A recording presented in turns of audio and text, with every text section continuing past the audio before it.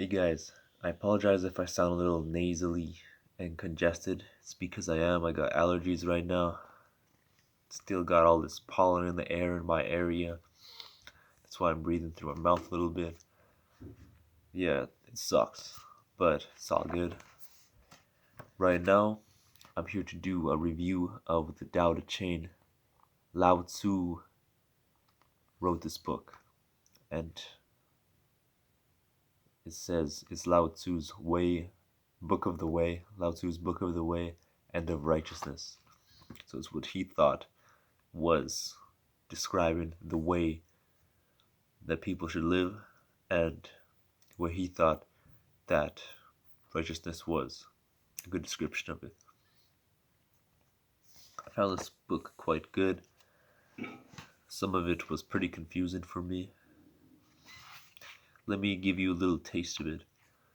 So I'm going to read to you a couple of passages. Read the first three passages. So the first one. The way that can be told is not the eternal way. The word that can be spoken is not the eternal word. Unnamed, it is the source of heaven and earth. Named, it is the mother of all things. He who is ever without desires sees its spiritual essence. He who is ever under desires sees only its limits. These two, different in name, are the same in origin. They are the mystery of mysteries. This is the door of spiritual life. And there's also, in this version of the book, guys, I got this off of Amazon, I think. Got a lot of good books on Amazon. I don't like to go to a library. I just buy my own books so I can actually keep them. So in this version, the translators insert some footnotes for their own to help in with their interpretation of the translations and these sorts of things. So basically, I think what he's saying in this first passage is that you can't really fully describe the way that people should live. It's not really a type of knowledge that is transferable via the media of communication of language. That's why he says the way that can be told is not the eternal way. The word that can be spoken is not the eternal word. Now I'll read the second passage. When all men have learned the beauty of righteousness, the ugliness of sin is understood. When all men recognize goodness, then evil is understood. In the same way, the manifest and the unmanifest define each other. Difficult and easy define each other. Long and short reveal each other. Height and depth manifest each other. Musical notes and the tones of the voice determine each other. Former and latter define each other. Therefore, the master works without working. He teaches in silence. Then all things come into being, and he gives them fruition. He brings them into being, yet seeks not to possess them. He perfects them, yet seeks no reward. When his work is accomplished, he remains detached from it. He seeks no glory, and is therefore glorious. One interesting thing that I noted about this book is that Lao Tzu mentions multiple times in the book about being detached from your work. Because let's talk about a sports competition sense, right? You can train as much as you want. If you're let's go with boxing as an example. You can train as much as you want for a match. You can train hella hard, but at the end of the day, the result of the match isn't totally up to you. Even though it's kind of up to you, it's not totally up to you. Maybe you'll catch a flu that day. Maybe a personal tragedy will strike you and it affects your mental. Anything can happen. So you can prepare for it, but maybe that guy will hit a really lucky shot somehow and knock you out.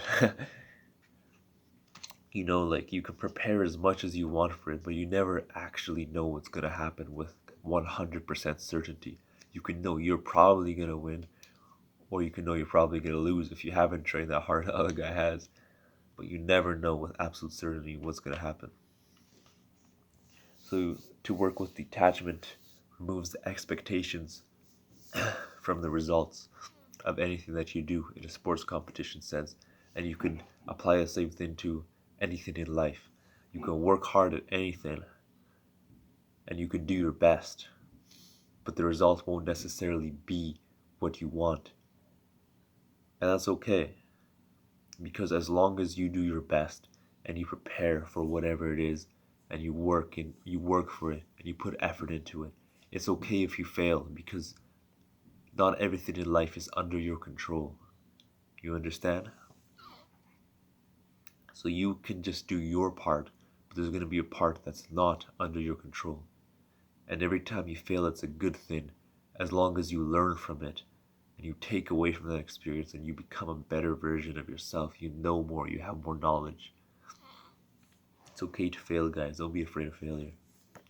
It's just the education system that has told us that we should not fail ever, because we're graded via letter grades, which is not a good representation of people's actual knowledge.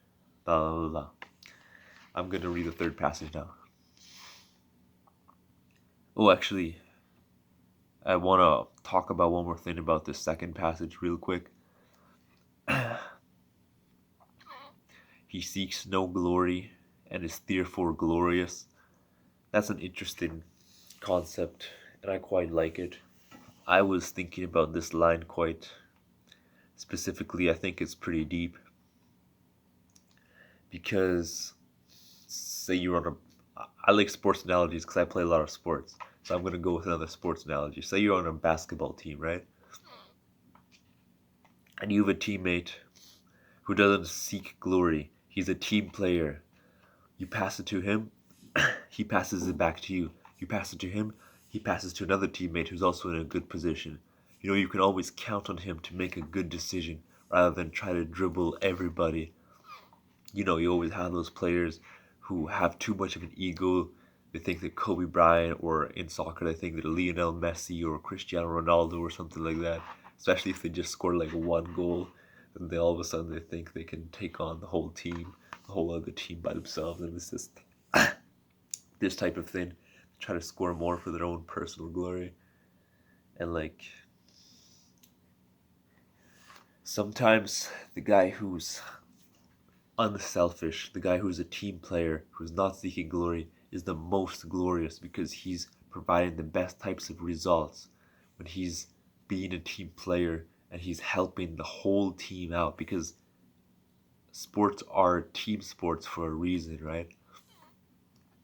Because everybody works together. It's not in soccer, it's not a team of 11 individual players. It's 11 players working together against another 11 players who are also working together. A team of 11 players who are an actual team is always going to beat another team of 11 individual players, when that team of 11 individual players is full of people all trying to fight for their own glory and to be better than everybody else on their own team. When they really should be working to try to beat the other team, they should be working together. And that applies to other aspects in life too, because say you're on a team in a project, you're working on a construction thing, or an accounting, a programming, you're on a team in whatever sense you can imagine. We have to work together in groups as humans all the time. You can't avoid it in most professions. So when you're on a team like that, you should be doing things that benefit the team and not necessarily seek glory just for yourself. You should give praise and credit to other people where it is due. You should not try to hog all the credit for yourself. And in return, some people believe in this karmic effect, that it's actually karma that returns good unto you when you give people the praise and gratitude that they deserve. But I don't think it's some mystical force like karma or anything like that. I do believe that there is a God, and that God is controlling it everything to some degree, or his, like, I don't know about all that exactly. But I don't think there's some sort of karma that gives people positive or negative results in their life necessarily, because you see evil people who win sometimes. Evil people who are living hedonistic lifestyles, that have a lot of money and this type of thing, that live in the type of life they want to live, even if it's not respectable or not necessarily a life that you personally would want, but they live that life. That's what they want. But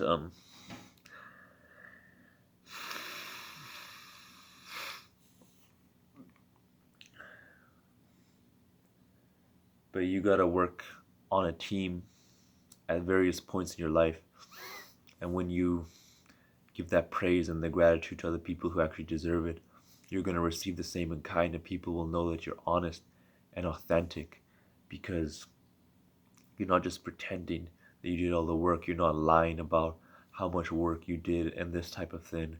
You're just being honest and upfront. That's a value that people respect. These days, it seems like a lot of people are losing their honesty and authenticity. People are becoming more snakes. People are doing what's called double speak, where they say one thing but really mean another thing. Being honest and authentic is very good. It's a good value to have, guys. Anyways, the point is that seeking glory is not always the best thing to do. Sometimes you don't want to seek glory, and you want to work on a team for the benefit of other people. Now I'll read one more passage, as I said I would. The seclusion of the masters keeps the world from strife. A low esteem of wealth keeps the world from covetousness.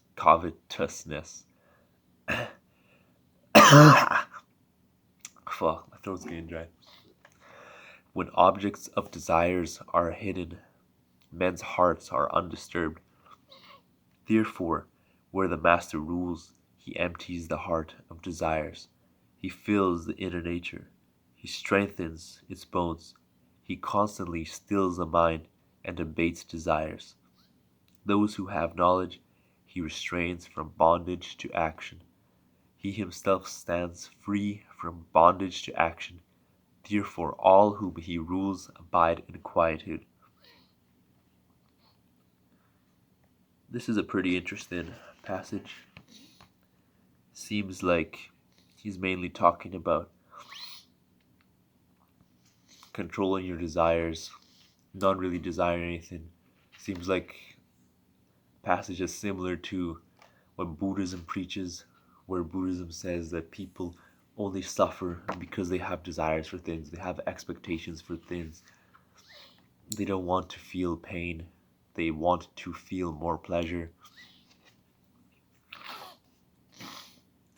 And to some degree that is true, that suffering comes from that sense, from that,